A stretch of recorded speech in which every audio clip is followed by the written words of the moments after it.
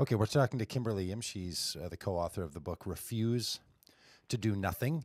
Kimberly, tell us this. At the local level, you've painted a nice picture of how people can do some action and some intervention and caring for people who are victimized in the sex slave industry. But what about other slavery around the world? I know in the book you're trying to get people to even think about buying choices and how they spend their money and give us a picture for a minute or two here about what people can do at the larger level, with sort of the corporate engagement or with politicians and this kind of thing. Because you're really getting at a larger culture of shift. We do kind of highlight a variety of different things in the end of every chapter. We do have specific items, specific actions, and we do point to different campaigns and different organizations that we feel are doing a really good job addressing that particular issue. So take, for instance, it's been well documented that cocoa made in chocolate and a lot of coffee has been tainted by slavery, and there's some particular areas of the world that are more so than others. So one of the things we recommend, it's one of the first things that I found that wasn't all that difficult to do, was to switch to buying fair trade chocolate and fair trade coffee. And I even found a fair trade label at Costco for coffee. And there's a number of great organizations that are doing wonderful things, providing sustainable living and fair traded cocoa, and there's co-ops, and the fair trade world is even adjusting and collaborating and finding new ways. So fair trade labeled chocolate and coffee is a first. Now there's all kinds of fair trade consumables. We highlight the organization Trade as One as a great place to buy those things. But I know that Mother's, Whole Foods, I think a lot of those grocery stores, I've seen more and more fair trade at major chains now. And so this fair trade is not just around the economics per se, but you're saying that it sort of lends a certification that the whole industry of which this cocoa or coffee or whatever is being produced. Someone's watching that stuff. Auditing type, the certification saying there's been a certain amount of due diligence coming alongside, giving our stamp of approval. Yeah. And this is one of the best things we have available to us now, is that fair trade. I see. Great. Label certification. So that is something that's has not been that big of an inconvenience to change. Now, Kimberly, you and Shane are not just activists on this issues, and you didn't just write a book, but you wrote a book with a Christian publisher, and this has some faith-like implications for the two of you. Is that right? Talk a little bit about that. What's absolutely. What's the religious angle on this thing? It was there was no doubt. I mean, we had been aware of global poverty type issues, but honestly can say that for whatever reason, that this particular thing broke my heart like no other. And I honestly believe that God, being a Christian and Shane and I both coming from our faith traditions, that we had to see that God was breaking our heart for a reason, that he was paving the way, that this was different. And we both have come to really see the need, the necessity of the power of prayer in this whole issue. I think I underestimated it, but going through seeing how dark and evil and that human depravity can get. I mean, this enslavement of children for sexual exploitation is almost as dark as I could ever imagine, and to seeing how debased the human condition can be, it's so much more a battle of flesh and blood. There is this huge spiritual component that I think we have to, on a daily basis, call upon the creator of the universe and the creator of humans, human beings, and the one who loves us more than anything else, and say, we need your help. And I've seen some of the most effective organizations. I think International Justice Mission has been on the forefront of this issue, leading the way, and it's been invited in by governments saying, we need your help, we need your expertise. And every day as a staff, they get together at 11 and pray because they know this. We cannot do this alone. We cannot do this on our own efforts. Shane and I both look back on our last year, and we are blown away. We're like, we had to be on our knees praying. There were things that humbled us so to the point where we're like, okay, we give. We get it. Like, we have to call upon you for help and guidance in this.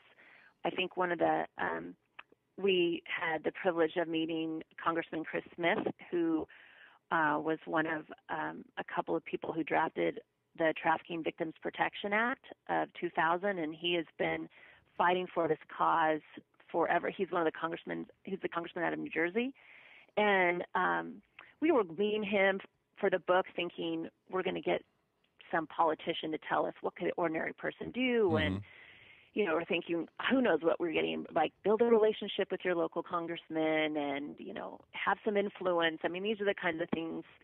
And he was so gracious this time. That was one of our first questions. And he looked at us square in the face and pointed and said, pray, pray, pray, pray. And he admonished us, like, time and time again. He said, this bill was dead in the water 100 times. And I had a group that specifically prayed. He goes, you cannot underestimate the power of prayer. It is necessary and needed. And we left with a message loud and clear, like, we get it. And also we have found that organizations, whether they're faith-based or secular or whatever, time and time again, we've met the founders, we've met people on the board, and a majority of them are believers. So there's something Christians about who this are issue active. that does draw people of religious conviction and impulse into it, doesn't it? Yeah. I'm wondering, we have lots of conversations on this show with people from varieties of backgrounds and faiths, and in Islam, there's a very express edict against the kind of financial usury that leads to these issues of enslaved indebtedness and so on around the world. So a lot of people know that, like, a practicing Muslim can't engage the way that non-Muslims can in financial matters because of interest and these kinds of things. So I have to create these other systems. Are you running into any partners in Islam or in Judaism or other organizations? Because Christians seem to be organized in a particular way in the last 20 years around these issues. Do you see that? I mean, are you guys interfacing and connecting with people around the world from other traditions? I mean, honestly, you would probably have to ask some of the organizations like the International Justice Mission, Free the Slaves, some of these organizations that have like more of a global influence. I know I can speak to my local group that locally, the San Clemente Abolitionists, we make up of 5 women. 3 of us attend different churches within our community, and one is Jewish, and she's real involved in her Jewish community here. So personally, I've experienced that. I mean, it just seems like it would be such a great place for people of different traditions, even people that come from non-God believing traditions, atheists and so on. Like, no one I know thinks that this is a good idea, right? Like, I mean, there's some bad people in the world that think it's a good idea. No one is for it, and it seems like it would be a place of real. Well, Kimberly, thanks so much for the book. Again, the book, you can buy it at all the places where you buy your books, is called Refuse to Do Nothing. And it's a guide and an encouragement to people to do this. But Kimberly, we have one last question for you, and that is, when I was typing up all the little things for the video and putting your name on there, I didn't know if Kimberly was like your official name or if you go by Kim. And then I realized that it looks like your maiden name is Yim. And did you used to go by like Kim McCowan, and then you married someone with the last name Yim and said? Yes, yeah. My maiden name is McGowan. I knew it. And everyone always called me Kim, but I don't know if you've looked at the back of the book, but when you see just Kim Yim, I taught 7th grade English, and back to school night, the parents were kind of confused. So my husband's half Korean, and so it's a Korean name, and but there's when people first meet me, they think, is his name that any chance that I'm going to be Korean or I'm going to be Asian, and so it's kind of confusing. So it threw me off, Kimberly, when I looked up your picture to put on the video. We did a little video thing that we'll send over to you. And I mean, my head snapped back, and I'm like, you're like, what? Huh? Because even Kim can sound, it's going to be. Yeah, so I do go by Kimberly Yim on. But your friends call you Kim, don't they? Most people, everyone calls me Kim. Yeah, I mean, once you meet me, it's Kim, and I find it my kids' friends even like to call me just Kim Yim. It just kind of rolls off the tongue. So it just kind of goes. So you can call me whatever you want, but I think when you first look at it, it helps. I think when you see what going, that you're not as confused maybe when. When you see my picture or when you meet me, it's funny. Okay. Now, is there any chance your husband's name is Timothy?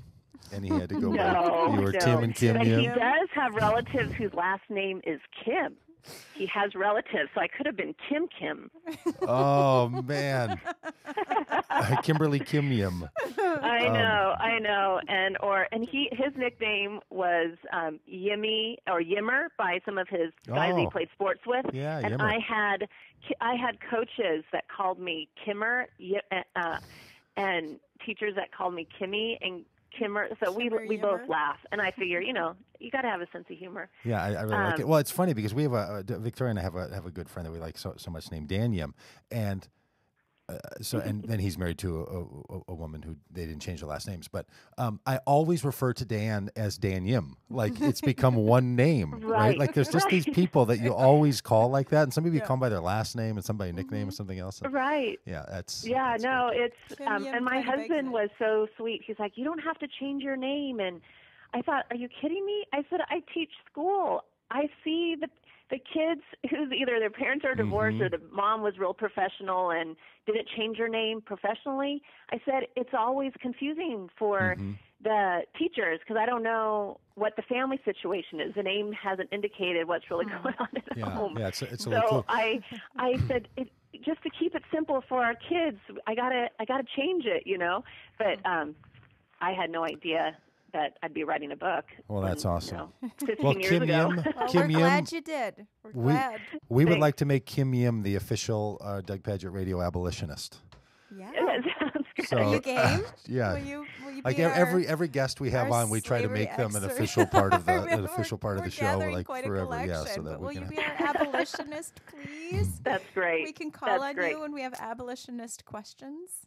It's like we have an atheist and we have a rabbi and a Muslim and a theologian and we have all these people. So if you wouldn't mind being our abolitionist, we'd like Kim Yim, the abolitionist, to be our abolitionist. I'll be your abolitionist. Right. Awesome. That sounds good. Thank you. And I know that's great. That's great. Hey, I Kim, really appreciate it. Thanks funny. for the book. Good That's luck. fun. Everybody should go buy it. Refuse to do nothing. Right. So the thing you should do first is to go buy the book, and then have Kimberly Yim and Shane more into your environments and into your places. So thanks again for being on the show.